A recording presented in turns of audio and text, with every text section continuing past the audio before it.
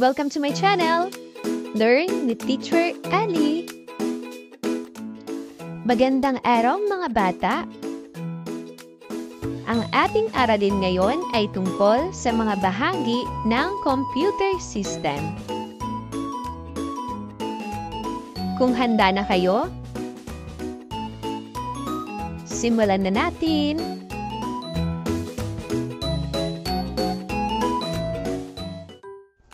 Matatag Curriculum EPP ICT Grade 4 Quarter 1 Aralin 1 Mga bahagi ng computer system. Mga kasanayang pampagkatuto na ipapaliwanag ang kahalagahan ng computer at iba pang computing device. Mga pamantayan sa pagganap. Ang mga mag-aaral ay nakagagawa ng iba't ibang dokumento gamit ang computing device at productivity tools. Mga kasanayan. Ang mga mag-aaral ay naipapaliwanag ang kahalagahan ng computer at iba pang computing devices. Layunin. Una, natatalakay ang mga bahagi at gamit ng computer. Pangalawa, natatalakay ang basic computer operations. Mga bata, magbalik-aral naman tayo. Unang tanong, ano ang natutunan mo sa nakaraang leksyon? Pangalawa, ano ang computer?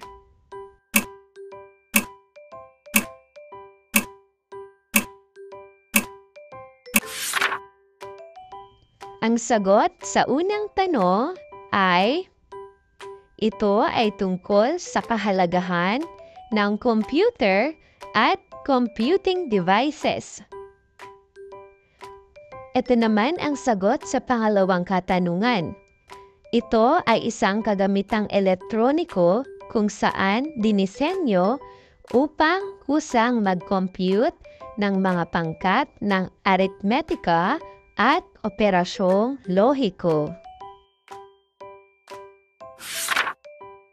Mga karagdagang katanungan. Pangatlo, ano ang computing devices? Pang-apat, ano-ano ang mga computing devices?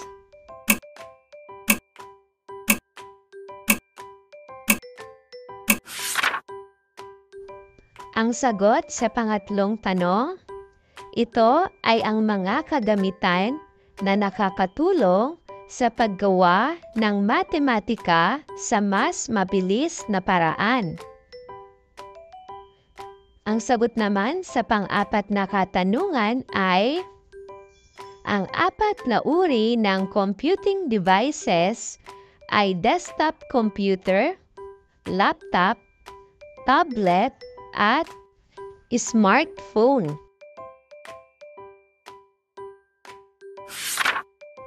Mga bata, narito naman ang isang gawain. Mahalaga ba ang computer at computing devices? Panuto, isulat ang kahalagahan ng computer at computing devices sa graphic organizer na makikita natin sa larawan.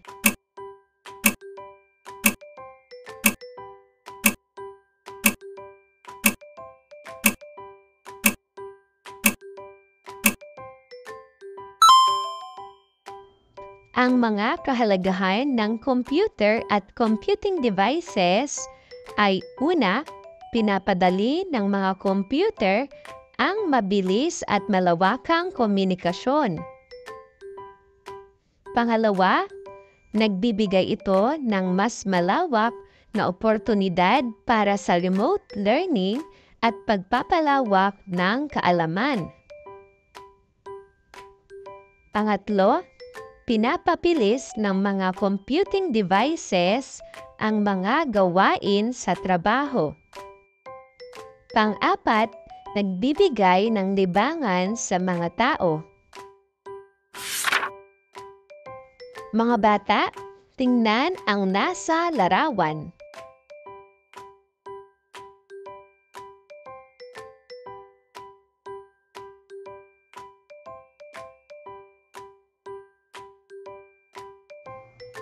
Alam mo ba na ang computer system ay may iba't ibang mahalagang bahagi?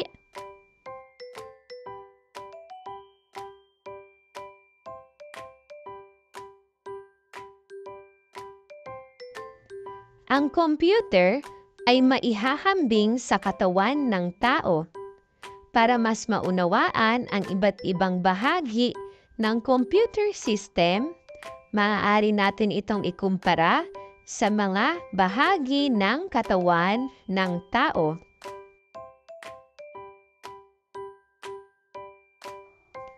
Ang paggamit ng malinaw na imahe ay makakatulong sa atin na mas maintindihan kung paano gumagana ang bawat bahagi ng computer at ang kanilang papel. Tulad na lamang ng CPU. Ito ay parang utak ng tao. Pangalawa ay ang monitor. Ito naman ang nagsisilbing mata.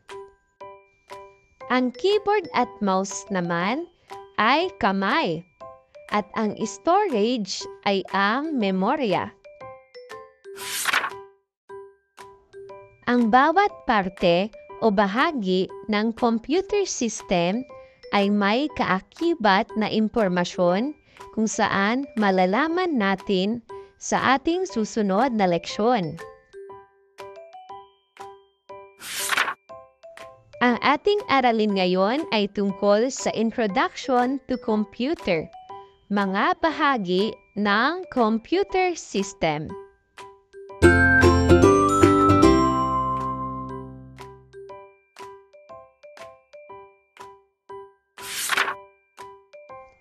Keyboard. Ginagamit para mag-type ng mga titik, numero at mga simbolo.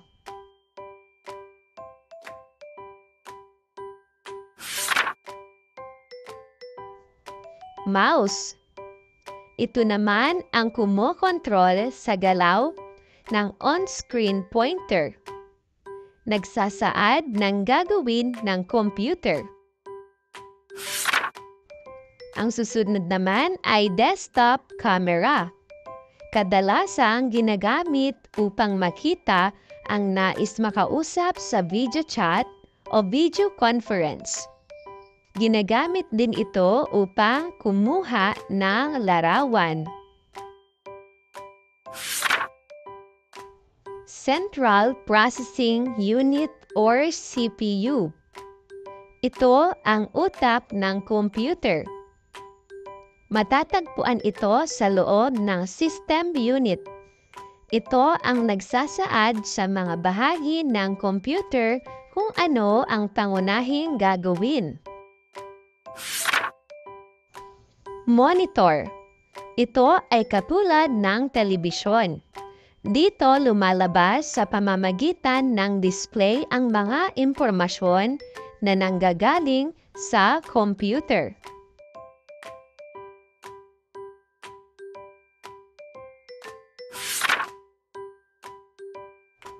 Printer.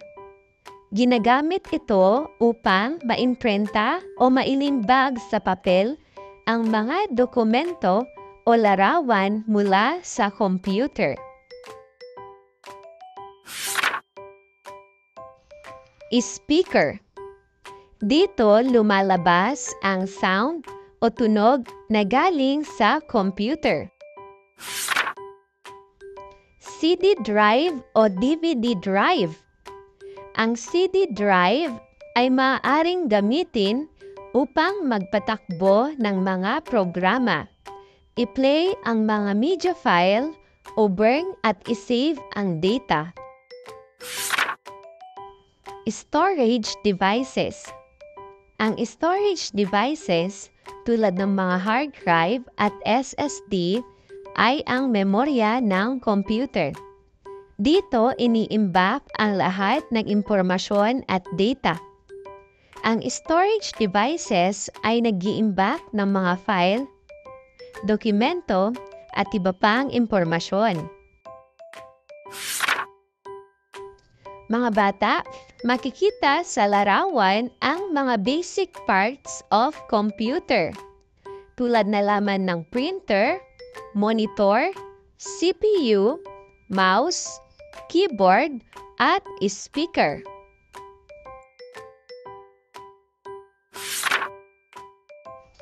Narito naman ang mga bahagi ng computer. Ito ay nahahati sa 3 kategorya. Nariyan ang input devices kung saan nabibilang ang keyboard, mouse at camera. Pangalawang kategorya ay ang output devices. Dito naman nabibilang ang monitor, printer at speaker. At ang pangatlo ay ang storage devices, kung saan nabibilang ang hard disk at compact disk. Input devices. Ito ang mga bahagi na ginagamit upang magpasok ng data o impormasyon sa computer.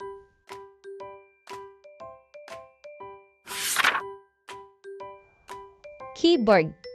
Ginagamit para mag-input ng text at iba pang mga utos.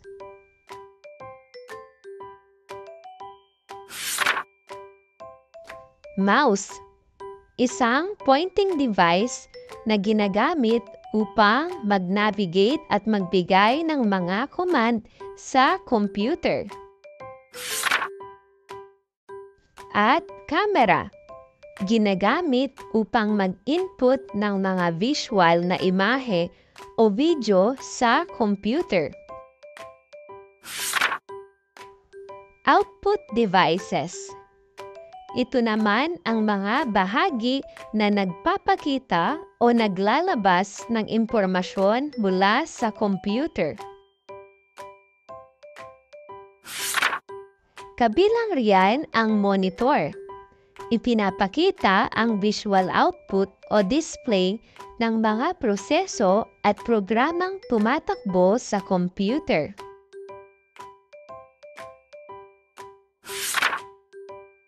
Sunod ay ang printer.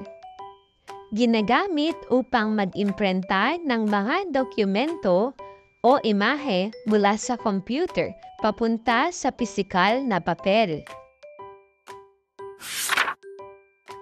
At ang panghuli ay ang speaker. Naglalabas ng audio output katulad ng tunog o musika mula sa computer. Storage devices. Ito ang mga bahagi na nag-iimbak ng data o impormasyon upang magamit muli sa hinaharap.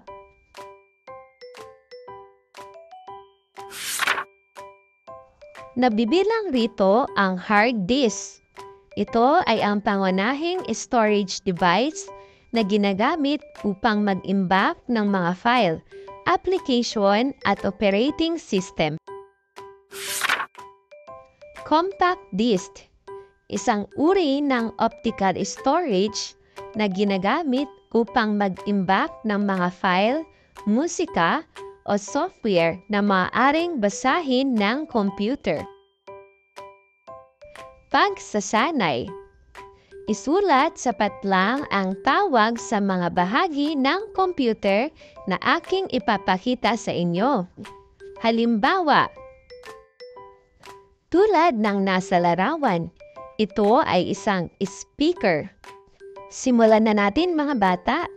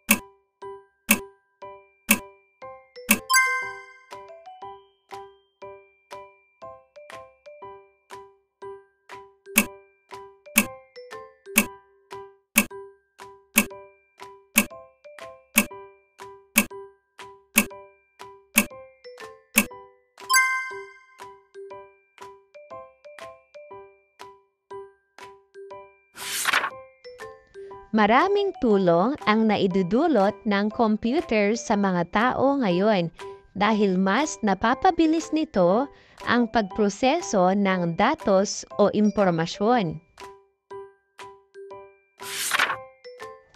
Nagagamit din natin ito sa paggawa ng mga gawain sa paaralan, pagkalkila ng mga malalaking numero, panunood ng palabas bilang libangan, at marami pang iba. Mga bata, narito pa ang isang pagsasanay. Sa isang kapat na papel, isulat ang iyong nakikilalang mga bahagi ng computer.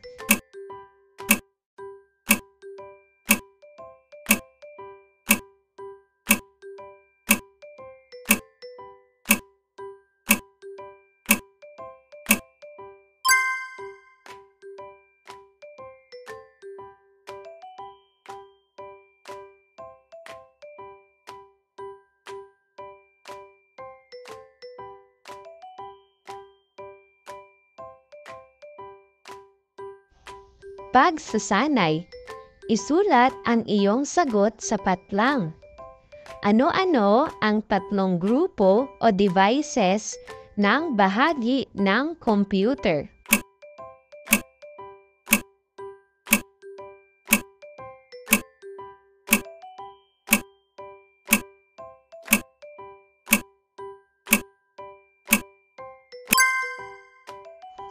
Ang tatlong grupo o devices na bahagi ng computer ay mga input devices, output devices, at storage devices.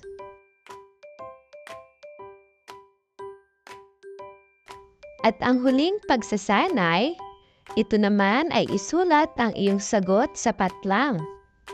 Isulat ang siyam na bahagi ng computer system.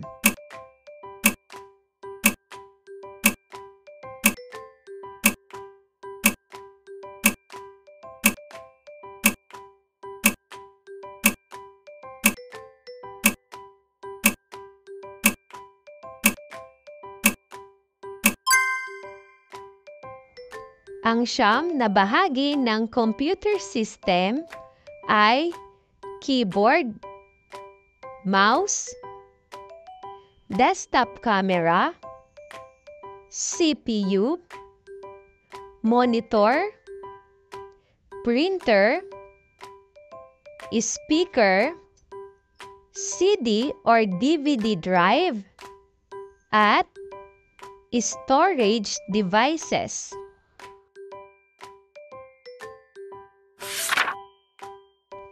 Dito nagtatapos ang ating aralin tungkol sa Introduction to Computer, mga bahagi ng computer system.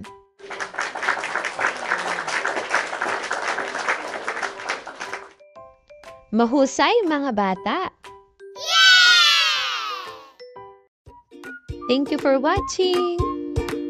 Also, don't forget to like, share, subscribe, and click the notification bell for you to be updated on our latest videos. See you on our next lesson. Goodbye!